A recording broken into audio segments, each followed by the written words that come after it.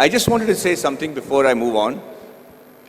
See, you guys are in your, at the threshold of the dreams that you want to achieve. Please sit down, it's going to be slightly longer. And you guys are going to actually determine how the environment around you is going to progress along with you. You must know that at no point in your life is something impossible. At no point.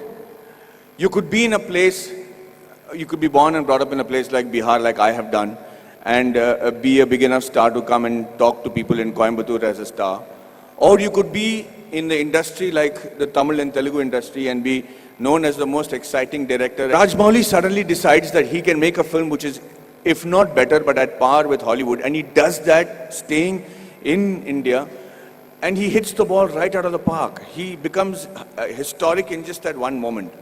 There is a huge lesson to be learned on things like that. Everybody keeps saying success is when the right opportunity meets the right preparation, right?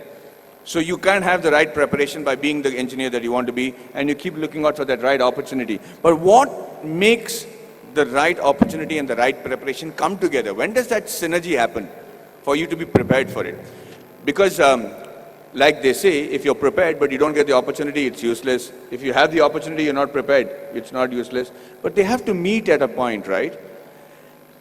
And that meeting happens because you will it to happen, because you want it so badly to happen. I could be walking down any street, I could be anybody, but why did that one director come and meet me and wanted me to act in that television serial? If you look at every next step in my career, I have never prepared for it. I have never imagined that this could happen. I never imagined that Mani Ratnam will call me. How would Mani Ratnam know about a guy who's doing a television series in Bombay without even seeing one episode of mine? So let's come back to that one point that happens, the synergy that happens between the right opportunity and the right preparation. And that happens when you have what is called situational awareness. So let me tell you a little bit about situational awareness. Situational awareness is when, as in the army, they say you're completely aware of what is happening around you at all times. So, as I was saying, the situational awareness happens when you're completely aware of everything that is going around you at all times. And you should be able to do that. When we are in the army, and if you're walking down the ground, parade ground, anybody who's involved with the defense will know what I'm saying is the truth. And if there's an officer walking away from the other side of the ground, you have to stop and salute him and say, Ram Ram Sarji, or whatever is the call of the unit. If you don't, they'll give you a brick in your hand and you have to shave with that brick. So, thank you, that's awesome. So, the situational awareness is because you should know when the enemy is around you or when there is danger around you. You know how that is taught to you from when you're a child? That's taught to you in the form of good manners, in the form of being courteous.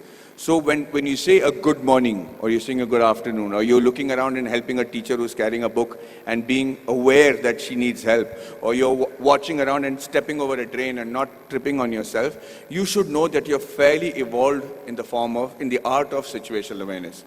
That's why people insist on teaching children good manners.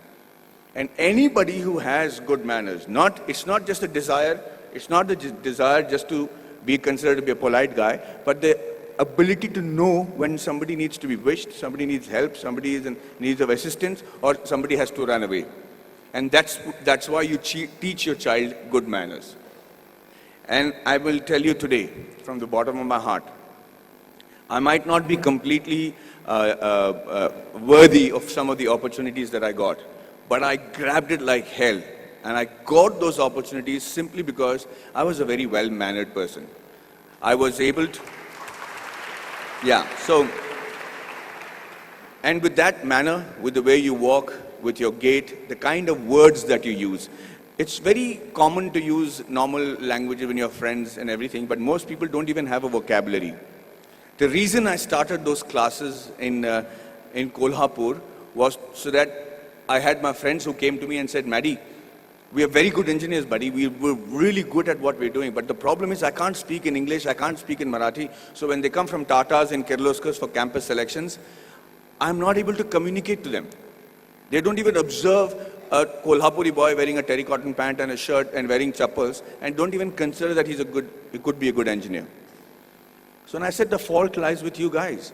He says, you have to break the clutter. Nobody's going to come and say, hey, you know what, maybe you're a good engineer, let me give you a shot. You have to be noticed in that very first instant. And for two reasons. One is that either you should know what is a good profession for you. If you're not able to make an impression, then quickly change it.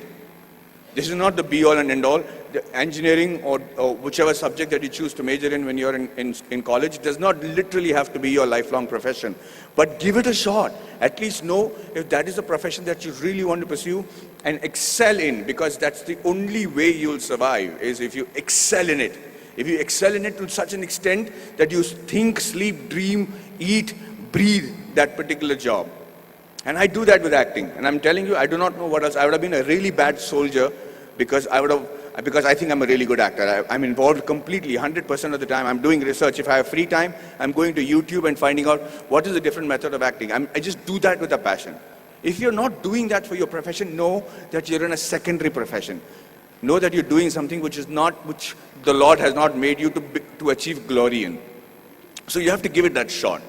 Now, what I'm trying to tell you is that Kolhapuri friends of mine who then came to me and I said, okay, let's try and see if we can change that. So at 5 o'clock in the morning, they would come to my room, we'll go to the terrace, and I started teaching them how to present themselves in the interview. Things that I had the good fortune of doing because I had many interviews and many group discussions to attend.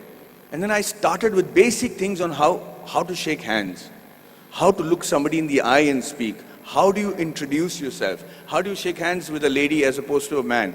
How do you speak on a phone? What is dining table etiquettes? What's telephone etiquettes? When do you use a shrimp fork or a salad fork or people might think I don't require that. I'm never going to work on those things. I'm doing my father's business. But you never know. That is the preparation that you make to make that quantum leap in your careers. These are basic things. You have to know that. You have to know how to dress correctly. You have to know if you have body odor.